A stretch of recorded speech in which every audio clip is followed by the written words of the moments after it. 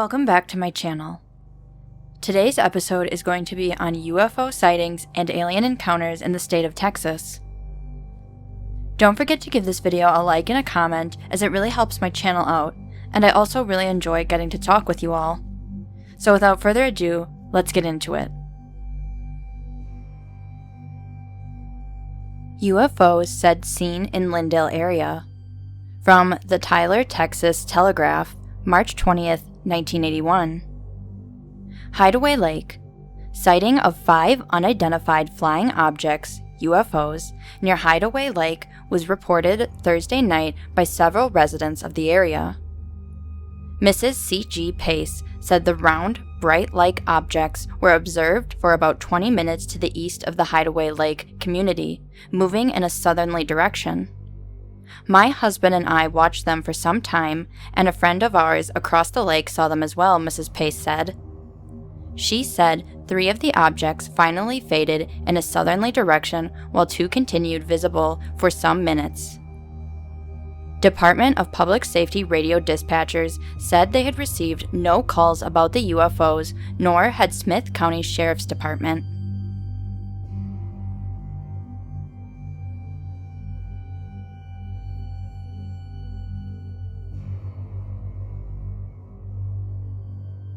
UFO sighting shocks Tylerites. Courier-Times, Tyler, Texas, January 6, 1980. The Americans in Iran will never forget being held hostage, but David and Kathy McBurnett of Tyler can't remember if they were hostages and are considering the aid of a hypnotist to help them remember. The McBurnetts feel they may have been abducted onto an object from outer space 3 years ago as they were driving back from a craft show in Dallas. We were returning from a craft show in Dallas on November 26, 1976, and got in Tyler about 8 p.m., said David McBurnett, a 31-year-old self-employed carpenter. As we came over a hill on Highway 64, we saw a bright white light hovering over the trees about a mile ahead of us. I asked my wife if she thought it was a UFO, and she said, "It sure is. Let's get out of here." The couple described the object as triangular, grayish in color, with a bright white light in the middle, and with red lights on either side. The white light was flashing on and off, but around it, it was transparent, and you could see the stars right through it, Kathy, 30, said. The object started to move along the road when the McBurnett's truck approached it, they said. As we began to speed up toward the object, it moved toward us, and the 2 red lights on either end of it started to blink on and off. It seemed to float down the highway like a balloon, said Mrs. McBurnett. The object, only 20 feet away from the truck, was about 20 feet above the ground, made no sound, and at one point hovered over the truck, McBurnett said. The couple returned to Tyler, noticing their watches had not lost time, but said they felt like they were in a state of shock. "We were white and shaking," said Mrs. McBurnett. "At times, we want to just forget that it happened, but we can't do it. It has changed our lives."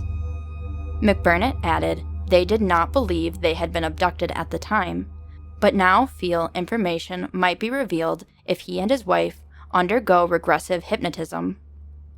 "We were probably in shock then, and we just want to know if something else might come out," he said. The McBurnetts canceled one appointment with a Houston doctor who was to conduct regressive hypnotism because of a change in plans, but said they were ready to reschedule another appointment. However, the couple said they could not remember the name of the doctor in Houston and would be looking for a doctor closer to home to help them. Not just the McBurnetts claim they saw the object on November 26, 1976, the McBurnetts say. McBurnett says he brought his brother Mark and a friend, Randy Baker, back to the location and saw the object a second time in a field.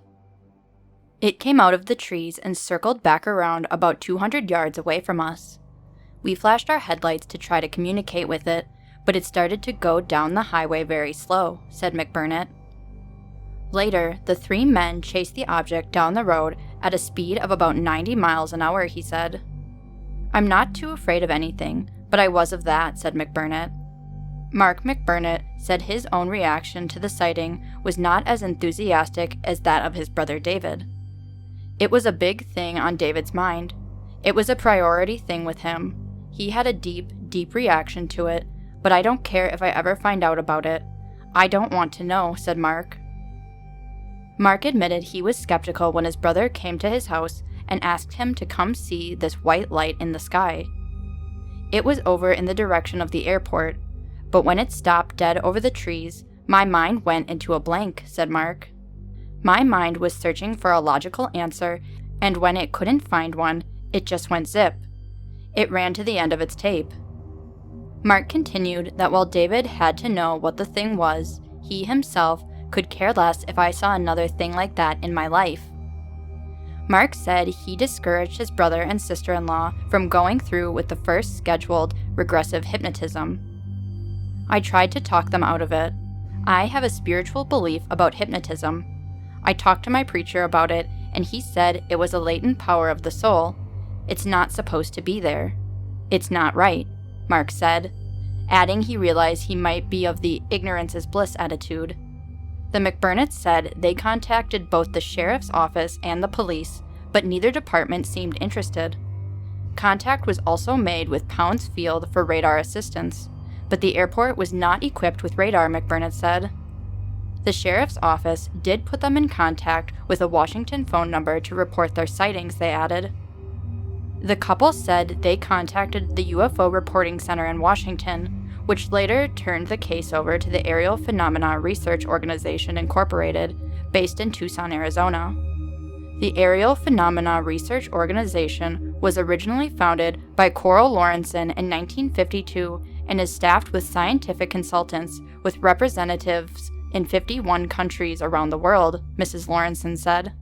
Field investigators are sent to the different areas of the sightings and compile the information, which is read and analyzed before being fed into a computer system for future reference, Mrs. Lawrenson said. The McBurnetts said they were contacted by a field investigator from the Aerial Phenomena Research Organization about 3 weeks after they reported their sighting. All the McBurnetts and Randy Baker were asked to do was fill out a form requesting information about the sighting.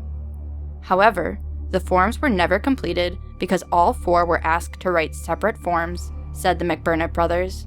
David, however, said he would probably send his form in soon, some 3 years since the sighting reportedly took place. Mrs. McBurnett added, "Even our own relatives kind of doubt us. I don't think they appreciate us bringing up the subject around the kids. It's kind of scary." She said she and her husband find themselves always looking to the sky. "When we travel late at night, we are always looking at the sky because there is a possibility now," she said.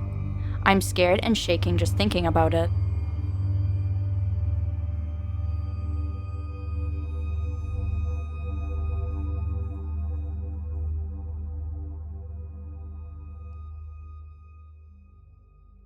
Encounter with UFO reported. The Victoria Advocate, Victoria, Texas, March 13, 1981. Advocate News Service, Port Lavaca. Mrs. Carol Hartzog, Thursday night reported an encounter with a UFO on her recent trip to Atlanta. She said she and her daughter, Paula Maturanek, were leaving Lufkin en route to Atlanta last Friday about 9:30 p.m. when they saw a very large, brightly lighted object approaching. "As it passed over us, I leaned against the glass and had a very good look at it," Mrs. Hartzog said. "It was below the tops of the pines and passed over the car and continued to follow the highway, passing from our view and making the curve. It had bright red lights alternating with white light coming out of openings. The bottom surface visible to us was round and a larger object than the length of the car. There were no wings nor extensions, just the round object, with sort of a loud humming noise unlike anything we had ever seen."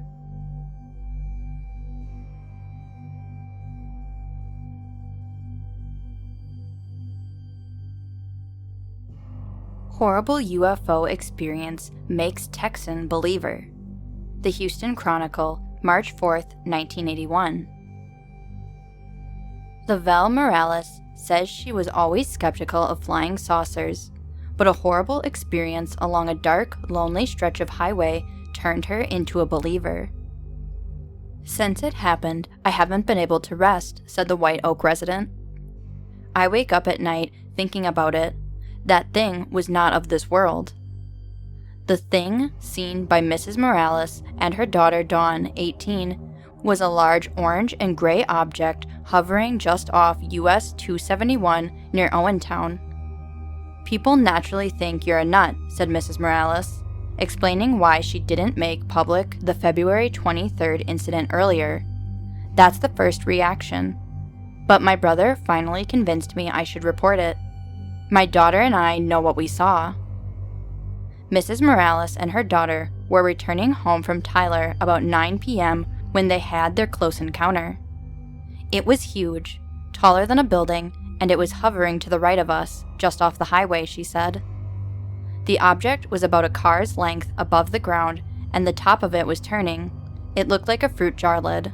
There were orange lights, bright orange lights," she said. "The bottom was grayish, and it wasn't moving." After she spotted the object, Mrs. Morales said she tried to point it out to her daughter, but couldn't.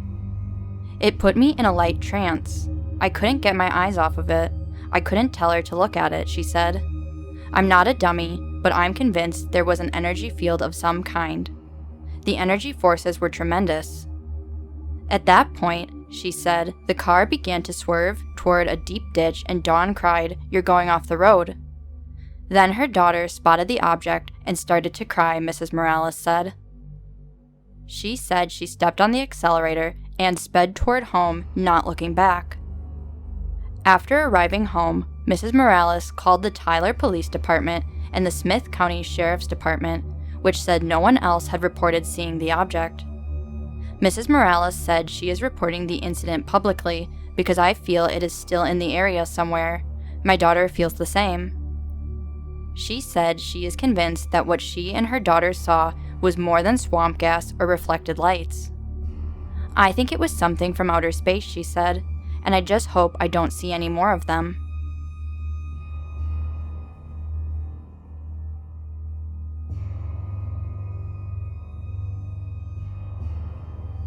"30 claim UFOs buzz La Vernia." The San Antonio News, February 27, 1981. La Vernia. UFOs knocked out television sets, disrupted telephone lines, and set off a false fire alarm in this town of less than 1,000 people, 15 miles east of San Antonio, residents say. At least 30 people told the news they saw a triangular-shaped craft hovering near here between 10 and 10:30 p.m. Sunday. Earlier in the day, 2 mysterious objects were also seen buzzing an Air Force plane in the general area. Witnesses told the news the sightings were not reported earlier for fear of embarrassment. They kept silent about it, not realizing so many others were witnesses until they began comparing notes Wednesday and Thursday. Welder Juan P. Saldana described what he saw. "It came down close to Bauman's store in La Vernia. It looked like a triangle. There were 2 white lights at the front and a red light at the rear. The lights went up real high, then came back down again." The 32-year-old Saldana described a strange, low whooshing sound coming from the craft. "I'm not saying they're visitors from other planets," said Paul Matke, volunteer fire chief, "but I've never seen anything like this before. It was weird." Matke and 2 other volunteer firemen answered an alarm last Sunday at Bauman's supermarket. 2 passers-by reported smoke coming from the rear of the structure in downtown La Vernia. By the time Matke and the other volunteers arrived, only a smell like burning tar or insulation wiring hung in the still air. "We could find no evidence of a fire," store co-manager Jim Helmke said. Helmke, however, said he talked to several people who saw a cloud-like mist drift from behind the store, then gradually dissipate.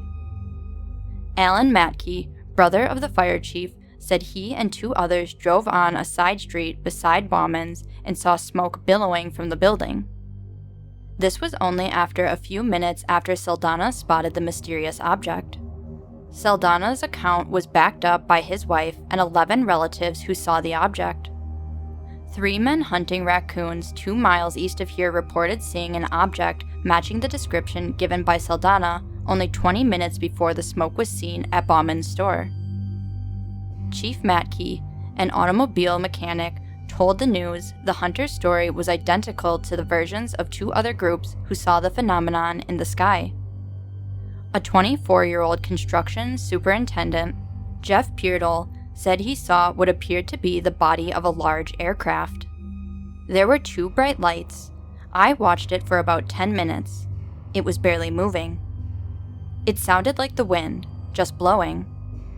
Earlier Sunday, a retired Air Force mechanic saw 2 saucers following a plane towards San Antonio, the fire chief said. He thought the plane was towing the objects. Then, all of a sudden, they passed the plane, Matkey said. This next article comes from the same newspaper.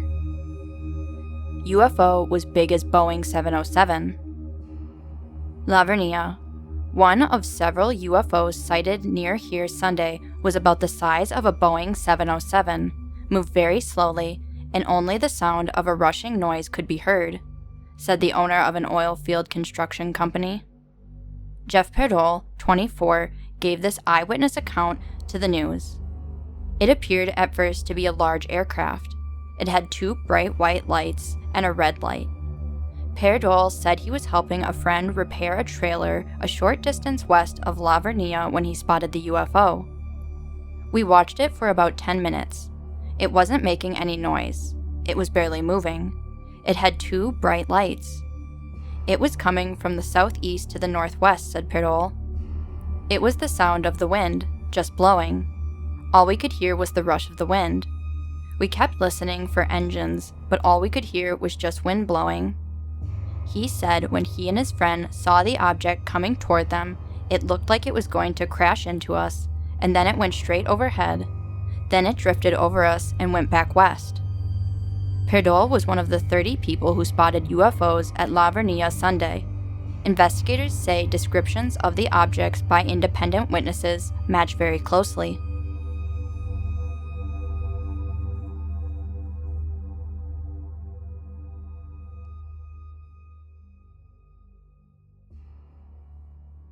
C5 near at time of UFO sighting.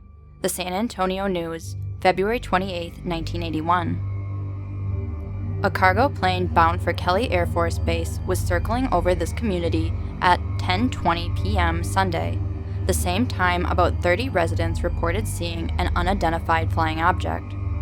But a Kelly spokesman said Friday it would be hard to mistake the huge cargo plane for a small triangular UFO. This was a C-5 aircraft from Delaware, circling at about 3,000 feet with its landing lights on. It's the biggest cargo plane we have, and it's not a triangular-shaped plane, said Kelly Public Information Officer Harry Nixon. Nixon said the pilot circled over the community for about 20 miles east of San Antonio, then landed the plane at 10:22 p.m. at Kelly. It was a completely routine flight, and the pilot saw no unusual lights, he said. Meanwhile, a spokesman for Randolph Air Force Base said all base planes were in by 5 p.m. Sunday, and the base reported no strange radar signals or sightings of flights. Vernia residents did not immediately report the incident, during which telephones and television viewing were disrupted and one false fire alarm was set off, because they feared embarrassment.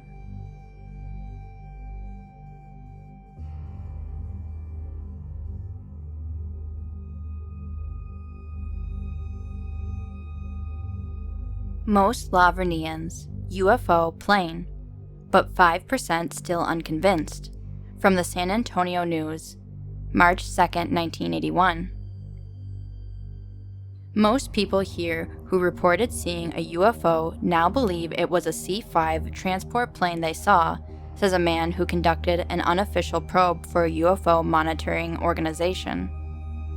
I have talked to 8 people who saw it, grocer Jim Helmke said, referring to the February 22nd incident which has been the main topic of conversation in this community just east of San Antonio.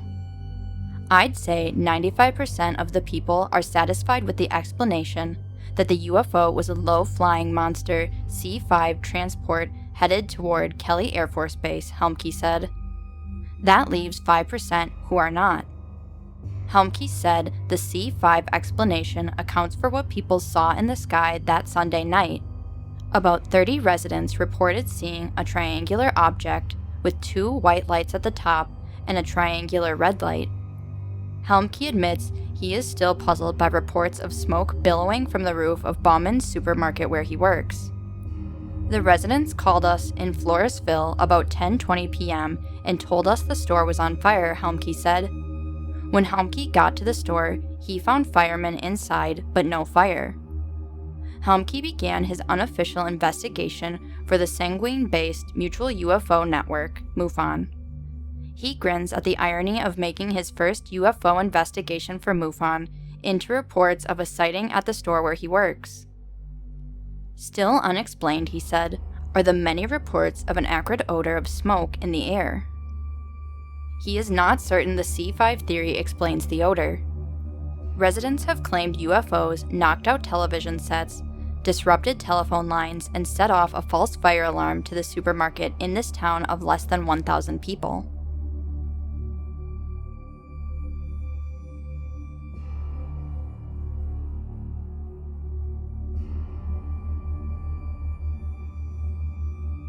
They've already landed, UFO investigator says. The Dallas Morning News, Dallas, Texas, January 15, 1979. The secret knowledge of small, gray beings from another world was more of a burden than some people could stand. So it was, a nationally prominent UFO investigator said Sunday, that men came to him with stories of such beings and the craft they rode in. I don't think a human being can exist long with this kind of momentous thing without telling another person, said Leonard H. Stringfield in a telephone interview from his home in Cincinnati. Stringfield, a full-time employee with a chemical company, is more often identified with unidentified flying objects. He is author of a 1977 book on UFOs and is public relations director for the Texas-based Mutual UFO Network, MUFON, a non-profit research organization. There was an instant relief when they felt they could confide with someone, Stringfield said of 8 men who had sought him out. All are active or retired members of the U.S. Armed Services, he said. All said they had been involved in the retrieval of crashed spacecraft or in observing dead beings found in the craft, Stringfield said. Each was sworn to secrecy by the government, and each talked only with the protection of anonymity, he said. Stringfield summarized a few cases in a speech last July at a MUFON symposium in Dayton, Ohio. UFOs were in the spotlight Sunday because of claims made Saturday by Ground Saucer Watch, a Phoenix UFO study group. The group said government documents show the CIA has been secretly involved in UFO surveillance since 1949. The priority is to admit first we're dealing with these things, Stringfield said when asked by the news to comment on the claims. Then the information about the bodies would come later. He said government agencies involved are the Defense Department, the U.S. Air Force, the National Aeronautics and Space Administration, and the CIA. In one case, Stringfield said a high-ranking military officer told him he had top security clearance in 1953 at Wright-Patterson Air Force Base in Dayton.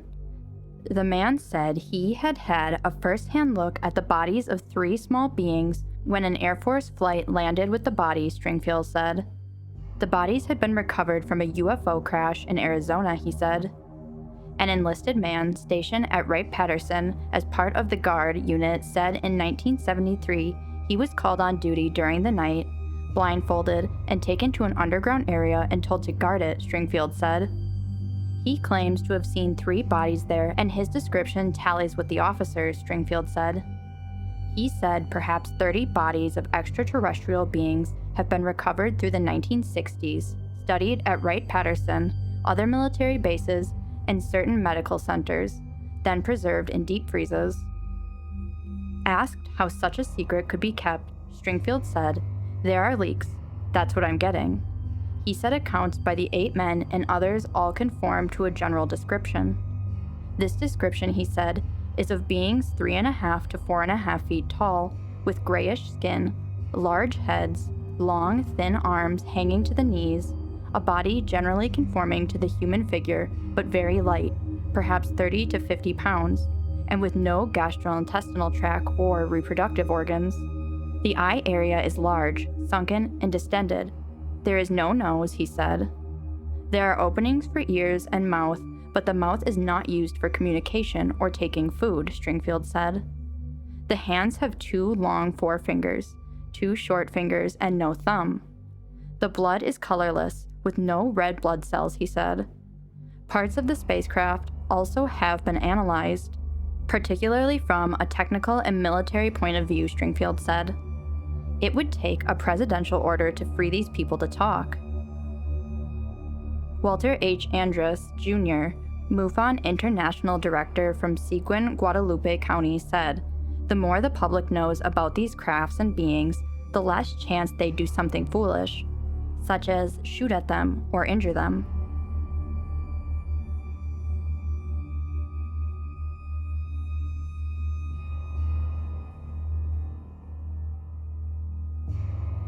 UFO Debaters Clash. The San Antonio Express, February 23, 1981. Those wanting an answer to whether unidentified flying objects are craft operated by extraterrestrials didn't get one at Sunday night's debate at Trinity University on the UFO issue. Pitting pro-UFO Stanton Friedman against anti-UFO Philip J. Klass did, however, produce some identifiable differences of opinion. About 300 persons attended the debate in Laurie Auditorium.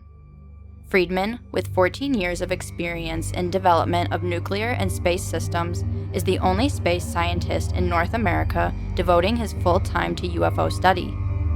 He claims the reasons no big-time scientists or journalists are jumping on the pro-UFO bandwagon is partially out of fear of being laughed at, ego, and a complete unwillingness to use modern technology to understand UFOs. He argues UFO disprovers use selective data, innuendo, and character assassination of witnesses to argue against them. Klass, senior avionics editor for Aviation Week and Space Technology magazine, admitted there probably will never be a resolution to the question. In the first session of the debate, however, he took a classic UFO sighting and, point by point, provided possible explanations for the unexplainable. Klass particularly focused on the changing story of one of the key witnesses and offered that even highly trained people, such as the pilot involved, can have faulty memories when under extreme stress. In a particularly challenging moment, Klass provided Friedman with a hypothetical star map and asked him to look at it for 30 seconds, and then immediately tried to draw it from memory. This took place after Friedman had cited the case of Betty Hill, who supposedly was taken aboard a spaceship and shown a star map, then 2 years later, under post-hypnotic suggestion, redrew it. Friedman did not participate and later said the test was hardly scientific and would have proven nothing.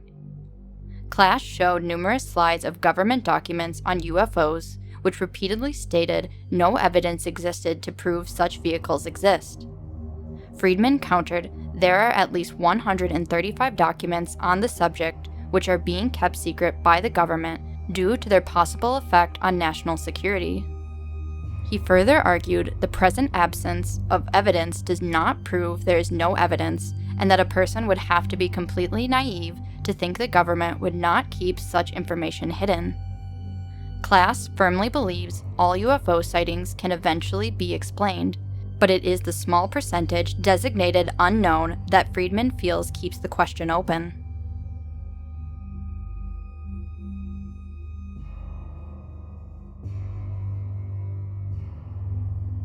What was it? A bird? A UFO? A plane? Littlefield, Texas, Leader News, September 27, 1979. At least 7 Amherst students and several from Littlefield saw a strange lighted object flying in the sky Sunday night between 10:20 and 10:40 p.m. near Amherst. One Amherst high school student said she and her boyfriend were on the road about half-mile southeast of Amherst near the railroad track when they saw a flying object radiating tones of green and red-colored lights. She said it was running at varying speeds about water tower high, and it would move back and forth across the highway from side to side. It would hover at times, and when it did, the big white light on the bottom would go off, but the smaller lights stayed on all the time. The student who wished to remain anonymous said, "I know it wasn't an airplane. We turned off the motor to the car and turned off the radio, and there was no noise at all. We watched it a while and decided to turn the lights back on to follow it, and it came down toward us. We turned around and headed back to Amherst, and it went on toward Littlefield." She said, "It was the strangest object I've ever seen. Very unusual, and I know it wasn't an airplane." One adult in Littlefield reported seeing a green light flash through the window about that time. And at about 10:30, reports of lights going out at Sudan, Amherst, and Littlefield were given over the police radios, requesting that Southwestern Public Service Company be notified to check for accidents that might have caused an outage. Whether the incidents are related, no one knows. A check with Sheriff E.D. McNeese Monday afternoon revealed that the UFO was a regular little plane like those that land here at our airport. Sheriff McNeese said he had sent his officers to Amherst to investigate the matter, and that was their conclusion. Some of the youths went to a field below where the UFO was sighted and found a burned place, which Sheriff McNeese said was the remains of burned debris from a combine, which the farmer had set on fire after unplugging a stopped-up combine. But one youth who saw the craft declares, "They may want to give me a lie detector test, but I know it wasn't an airplane."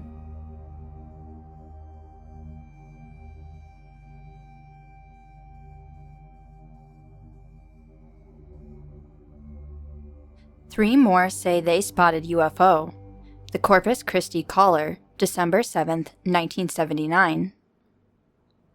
3 more city residents said yesterday they saw a curious light in the sky about 6:30 p.m. Wednesday, but police and Naval Air Station officials say they spotted no unusual objects. NAS Radar Division Officer Guy Henderson said nothing unusual showed on radar Wednesday evening, though the screen was not monitored every minute. "I won't say it wasn't on there, but I will say it wasn't there long enough for us to note it," Henderson said. 3 neighbors near the Oak Park area spotted the bright light that stayed in one place, moved erratically, then stopped for a long time before dropping below the horizon Wednesday. Stella Beener, 4226 Grace, saw the light first, then got neighbors Jim Smith, 1117 Magwee, and James Cade of 533 Virginia. Weather officials at the National Weather Service and NAS said no weather balloons, which could have reflected light from the setting sun and appeared lighted, were in the area at that time. The 3 new reports came from people who asked not to be identified.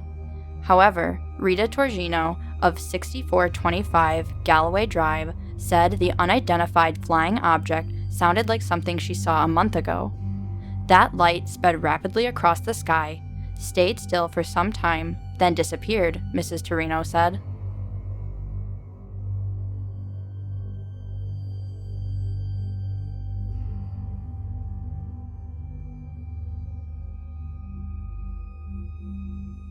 Second UFO sighted east of Telephone.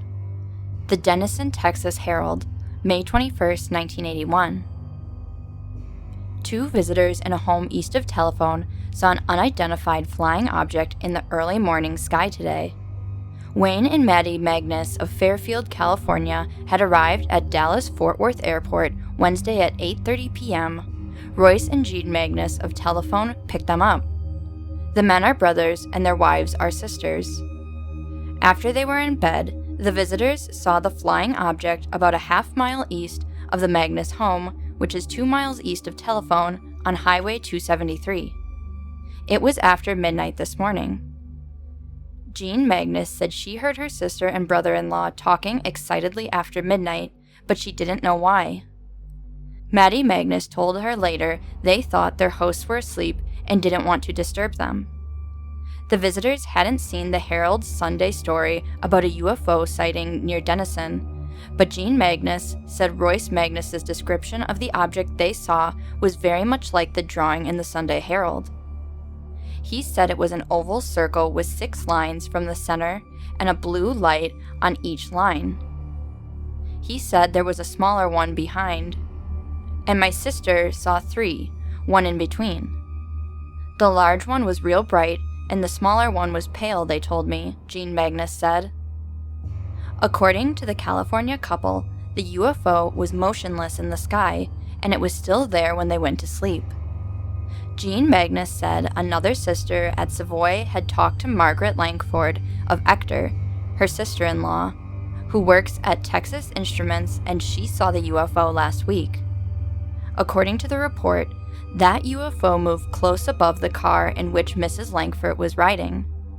Mrs. Magnus reported the UFO sighting to the Fannin County Sheriff's Department this morning, but she was told that there hadn't been any other calls about UFO sightings. Asked if she'd ever seen a UFO herself, Jean Magnus said, "I never have, but I really believe there is something."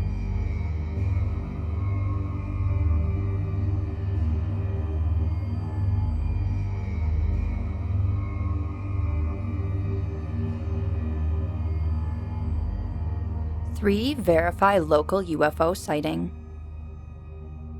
From the Denison, Texas Herald, May 17, 1981. At least 7 persons spotted an unidentified flying object over Texomaland last Wednesday morning. 3 of the UFO spotters give corresponding visual sightings and are certain they saw what they saw. Jim Shelton, mechanic at Jim Graham International, described what he saw for the Herald and went a step further. He drew a sketch. Sheldon said he'd been laughed at, poked fun at, and looked at like he was crazy, but won't back away from a single word. It may have only been for 5 seconds, but I saw what I saw, Shelton said. It was a flying object with lit portholes. Fire was streaming in sparks from the rear, and it had green and yellow pulsating lights, he said. It was real. I saw it, and if they lock me up, I still saw it. It was long, a cigar-like shape. Karen Robinson Calera, employee of Texas Instruments, saw it too. She described it to her friend, Linda Tingle, as moving in a straight line across the Texas-Oklahoma skies like a Roman candle, only much bigger, like fireworks trailing behind a falling star. Karen was en route home from her job at Texas Instruments. She got off at midnight. Linda Tingle saw it too. She described it as a big ball of light. I thought it was the moon at first glance, but it was coming downward like it was falling. I thought it might be a falling star or something, but it was flashing a light green color. Then it turned light yellow, and I screamed to my husband, Mike, look." She and her husband were driving home from work. She works at Texas Instruments. He works at Johnson & Johnson. He was driving north on Lloyd Lake Road. They live in West Denison and were en route to pick up their child before going home. He couldn't see anything but the sky because he couldn't look around much while he was driving, he said. The sky lit up. It seemed to glow. But Linda said she did not notice the sky. I just saw that ball glowing and flashing as it streaked downward real fast. Like I said, it first flashed green, a light green, then it turned a light yellow, and it disappeared like it fell to the earth. Tingle said he talked with a coworker at J&J who also saw the strange lights. Shelton's account is the most exacting. My wife and I were watching television. Channel 13 had that show about the German ship, Graf Spee. The movie had just ended. My wife had gone to sleep. I told her, "It's time to get up and go to bed." Channel 13 was going off the air. I know it was right at 12:30 a.m. Out the living room window, I saw a bright light. The whole pasture lit up. I raised up off the couch, turned toward the window, and was looking out when I saw the long cigar-shaped ship. I thought it might be a plane crashing or a helicopter, but there wasn't a sound. Not a motor, a humming, or a bit of noise. Shelton said he got his knees on the couch, leaned over, and raised up the window to get a better look as the object got partially behind one of the big oak trees in the pasture just behind his trailer. I hollered at Judy, my wife. She woke up and said she saw the pasture all lit up, but she did not get to the window in time to see anything else. I expected it to come back into view, but just poof, it was gone. I thought it crashed, and I called the Denison police, Shelton said. I know they thought I was crazy, but they humored me and said since it was outside the city limits, they would notify the sheriff's office. They never contacted me, so I know what they thought too. Shelton is positive about what he saw. If they think I'm crazy, that's their problem. I did see it, he said. He didn't go to the pasture immediately. I thought about it, but I was scared. What if it was a flying saucer, something from outer space? I just couldn't see myself walking out and shaking hands with any green men. I'd be too scared. I reported what I saw, he said, and it is up to someone else to investigate. Shelton couldn't just ignore it, though. He went out the next morning and walked every inch of that 15 acres and couldn't find a thing. Then he decided someone ought to know about his UFO sighting. I was an Air Force brat, and Dad is retired and living in Fort Worth. I called him, and he said he would tell the Air Force, and they would contact me. But I haven't heard a thing from anyone, except you. Shelton said he is an average person who has heard of people seeing UFOs and never thought much about them.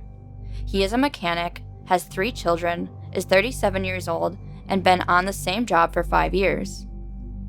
I'm not prone to making up things, and I can understand someone being skeptical of what I've said, Shelton added. The thing I saw was about 20 feet long. It was coming down at a fairly steep angle. Its glide path was about 100 yards out in the pasture, and it was moving about 30 to 40 miles per hour, not hovering or trying to land. Then poof, it was gone. I thought, my God. It scared me. It wasn't a plane, a helicopter, or the Goodyear blimp. It was bright as day, then pitch dark again. A neighbor of the Sheltons who didn't want to be identified also saw the bright as day light. I had gone to bed. It was well after 10:30 as far as how late. I didn't look at the clock. And my room lit up. It was bright and I woke up. It was that bright. I thought it might have been a car pulling in the driveway, and I was imagining the rest. But I pulled up the covers, closed my eyes again, and went back to sleep. At the police station, the dispatcher didn't record the call from Shelton. Alton Taylor, day dispatcher, said he knew what it was. We get a lot of those calls. People are seeing the weather balloons and think it's something else. It was here just last week, and I saw it myself when I was coming to work. Shelton said he didn't see a weather balloon. There's no way what I saw could have been that. It just couldn't have been. It was strange. For one thing, there was a silvery white glow and orange-red flames coming out of the rear of that cigar or saucer-shaped thing.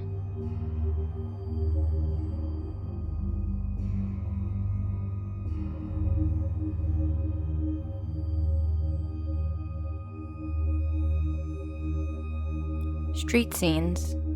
From the Alice, Texas Echo News, June 21st, 1981. Betty Soriano, a teacher at DuBois Middle School, gave us a call about the unidentified flying object she had sighted in the fall of 1980. Last Sunday, Street Scenes related a sighting by Robert Gomez, who reported a UFO sighting near Hill Farm on June 12th. Miss Soriano read the report and said she had debated about calling and reporting what she and another teacher had sighted last fall. The 2 teachers were en route to the Hill Farm, located about 6 miles east of Alice on FR 665, to pick up another teacher, Connie Hill. They were attending night classes at Texas A&I University. Miss Soriano said it was about 6 p.m. and they were arriving at the entrance into Hill Farm when they spotted a round object coming right at us. We thought it would hit us and the car went dead.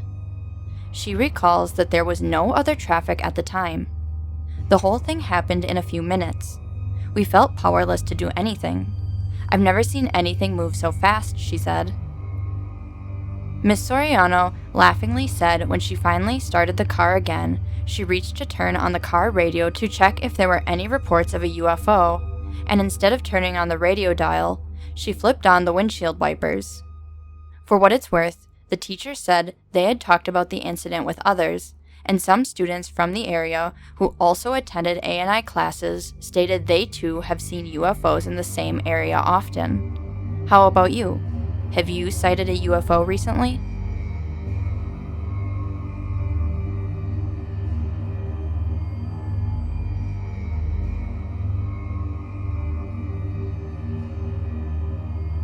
Two women share terror of mysterious encounter. The Conroe Daily Courier, February 22, 1981. Betty Cash sees very little of her friends and neighbors these days, preferring to keep to herself in her small trailer house in Dayton. She has abandoned her plans to open a new cafe in the town, plans that meant so much a mere 2 months ago. Some days it takes all the energy she can muster just to get out of bed. It wouldn't be so bad, friends say, if the sudden change in Betty was only mental, but it's physical as well. They first noticed the change the evening of December 29th when Betty began complaining of a severe headache and a burning sensation that pierced her entire body. By the next morning, she had developed knot-like boils the size of 50-cent pieces about her neck and head, which would pop and flow warm, clear fluid. Near these spots, patches of hair fell out, leaving the crown and sides of her head bald and sore to the touch. She spent most of January in the hospital being treated for this condition, which doctors say is characteristic of radiation poisoning. They will not reveal the final diagnosis of her case. It was as though my doctor was afraid.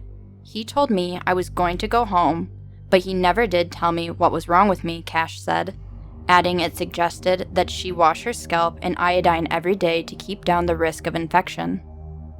Since her release from the hospital, Betty has continued to spend her days in solitude, tucked away from the public and questions people might ask about her noticeable physical disorder.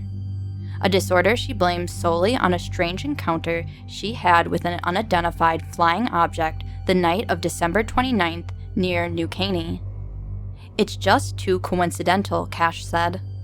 I was in excellent health before the night I saw that thing, whatever it was. I used to have a thick head of hair that my hairdresser used to fuss over all the time. Now, it's all but gone. Cash, her friend, Vicki Landrum, and Vicki's grandson, Colby, 7, were en route from New Caney to Dayton via FM 1485 about 9 p.m. on December 29th when they spotted what they described as a large, luminous object hovering about 1/2 mile up in the sky. Not knowing what it was, Cash said she kept driving toward it, following the only route she knew to get to her home about 38 miles away. As they drew closer to the object, the light from it became more intense, as did the heat it was emitting, she said. It was then that she stopped the car for fear of hitting the suspended ball of light that was now, she said, only a block away. I'm sure we would have run right into the thing if we hadn't stopped the car, Cash said. The heat from that thing was unbelievable. We had to turn the car's air conditioner on, and it was only a 40-degree night. Vicki Landrum joined in the tale of the mysterious object. It was as if the whole sky was splitting ahead of us. Landrum said, adding that torch-like fire shot from the middle bottom of the object, appearing to ricochet off the trees' tops. The part where the fire was coming out of the thing, it looked to be the size of a water tank, she said. Landrum said neither she nor Cash could define a shape for the object because of the blinding light projected from it. However, she said, Colby, who was viewing the object through the car's windshield, insisted that it was diamond-shaped. The light from it was just like someone was up in your eye shining a flashlight at him, Landrum said. Maybe he could see better from in the car or something, but we couldn't tell no shape to it. The light from it was glowing, lighting up the whole road like it would set it on fire. Cash said after 15 minutes or so, the object began drifting upward to the right of them, in a direction that looked to be somewhere between Humble and Houston. At that point, she said, they drove on down the road, then stopped to turn onto FM 2100. It was then, Cash said, that she heard a terrible roaring sound and turned to find a flock of 23 helicopters encircling the object. I counted them, maybe to help me think I wasn't going crazy, she said. Someone knows where the helicopters came from, Landrum said, adding that she feels certain they encountered some sort of military experiment. I'm not one to believe in flying saucers or nothing like that, she said. I think it's more likely it's something the military is up to. Why else would all them planes be up there if they didn't know what was going on? Landrum says she also connects her sudden loss of sight in her right eye to her encounter with this object. She has been under a doctor's care since early January for signs of cataracts that started appearing shortly after December 29th. It's as though I'm seeing everything with a plastic covering over it, she said, of her left eye. I'm afraid I'm going to lose this one too. Landrum's physician said her eyes did appear to be burned, but he did not speculate on how they became so. All I'm really concerned about is how all of this is going to affect Colby, Landrum said. He doesn't even like to enter a dark room by himself unless I'm with him. At least the nightmares don't happen as much anymore. Landrum said once home she saturated herself and Colby with baby oil because they were both sunburned about the face and neck. I thought maybe we'd just been chapped by the wind or something because we'd been out most of the day, she said. There wasn't no sun out that day. It was real cloudy. It couldn't have been sunburn from the sun. Whatever it was, we need some answers. We know what we saw, and we need some answers, she said.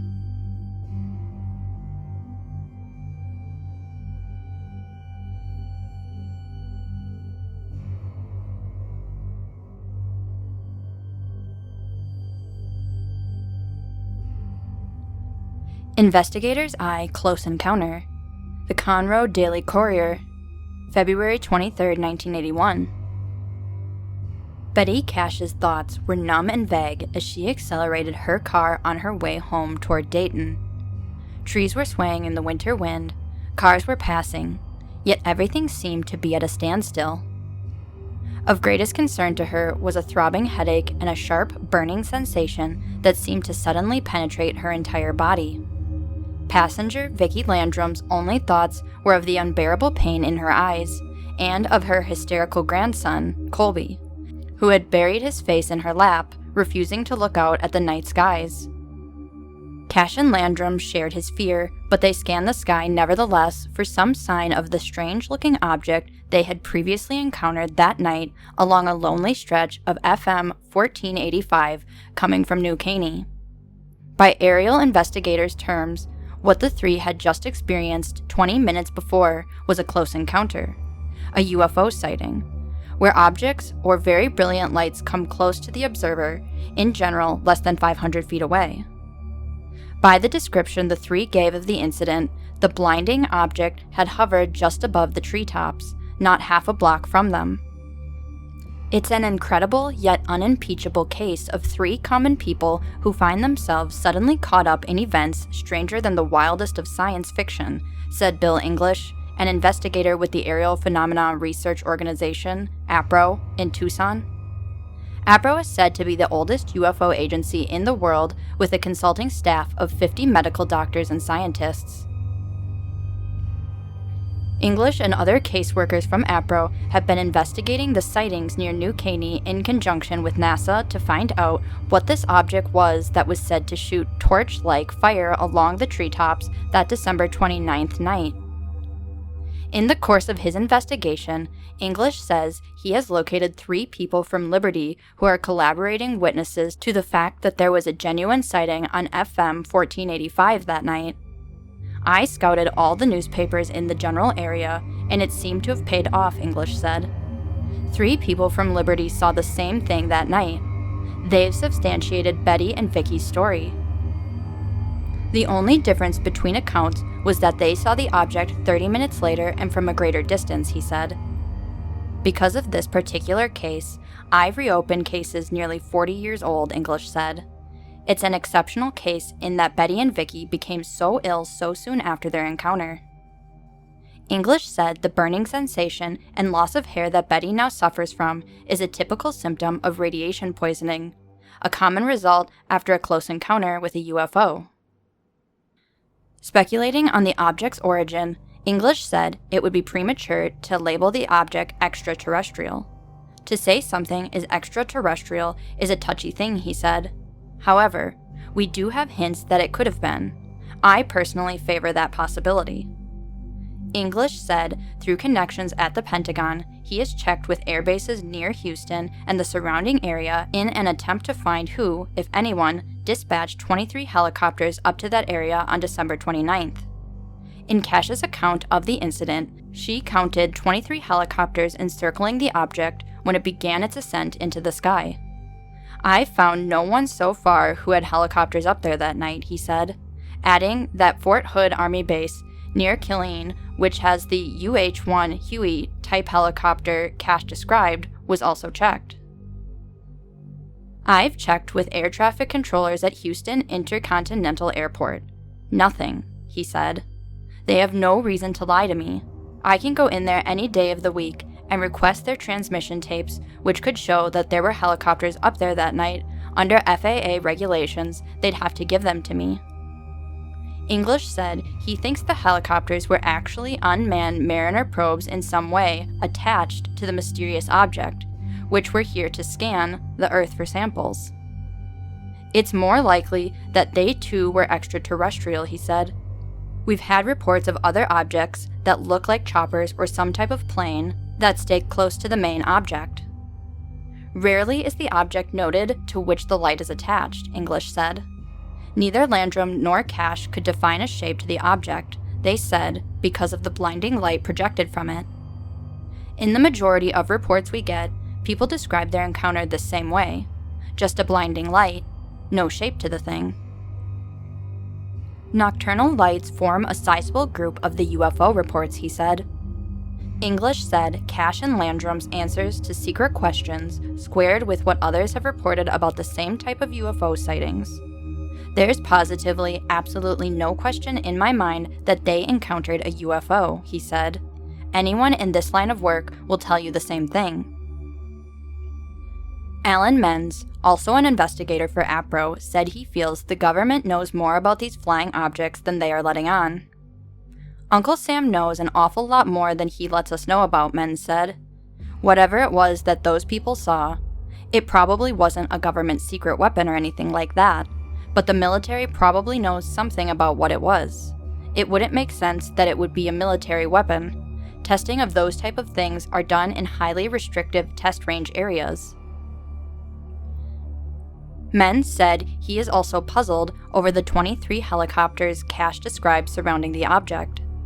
I've heard of such a thing happening, but not in a while, he said. That's why some of the older cases have been reopened. They are very similar to this one. This has all the makings of a very significant case, he said. It sounds to me like Betty has a classic case of some sort of overexposure to radiation. What kind, we don't know for sure. John Schuessler, the manager of space flight operations at NASA, who is also investigating the UFO reports, said he knows of several such encounters, similar to this one, that have happened all around the world. He believes there is a good chance they are extraterrestrial. If it was something the military was doing, why would they call attention to it by surrounding the thing with 23 helicopters? That doesn't make sense, he said. Schuessler said after meeting with Cash, he is certain she saw the helicopters. She's so insistent about it, so sincere. she is telling the truth. Totally. He said her description of the helicopters definitely sounds like the Huey type the Army uses. He is skeptical, however, of the air controller's reports showing no helicopters in that area the night of December 29th. We've had trouble getting correct information from the controllers before, he said. They can be very tight-lipped when they want to be. Schuessler recalled an incident that occurred 3 years ago where a Houston airplane pilot had to make a forced landing because of an encounter with a UFO. A Metro pilot flying nearby heard the whole thing on the radio and got in touch with me, he said. I went to air traffic control at Intercontinental and requested transmission tapes so I could see if the UFO had been up there and find out what happened. I never did get those tapes. Even under the Freedom of Information Act, I didn't get the tapes. Schuessler said he is intrigued by Colby's insistence that the object was diamond-shaped. I've been following a lot of diamond-shaped objects that have been reported, he said. I've had reports from all over the world about diamond-shaped objects. He said the Houston area is not productive in UFO reports because of the lack of places to report them. I've personally handled about 40,000 to 50,000 reports from all over the world, but very few from the Houston area, he said. There just aren't enough places to report them, and the city is so spread out. I hear about a lot of reports in this area from other people, sometimes long after it's happened. Schuessler said he expects to continue working on this case until some questions are answered. Right now, all I know basically is what Betty and Vicky have said about the encounter, he said.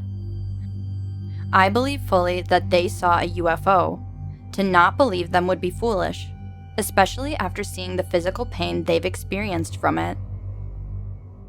There are just too many UFOs reported from all over the world to disregard their word, he said. And besides that, Betty's loss of hair is characteristic of such an encounter. It's just a shame it had to happen to them.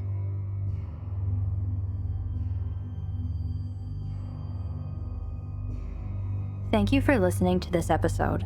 I hope you liked it. Which state should I cover next for UFO sightings? Let me know in the comments below. As always, don't forget to like, subscribe, and hit the notification bell to stay up to date with everything I post. And it also really helps my channel out. Thank you again to everyone who talks with me in the comments. If you have your own scary story or close encounter to share, you can either send it in the comments, post on my subreddit, r/ihaveaspookystory, or send it to my Gmail, pinkpossiblystories@gmail.com.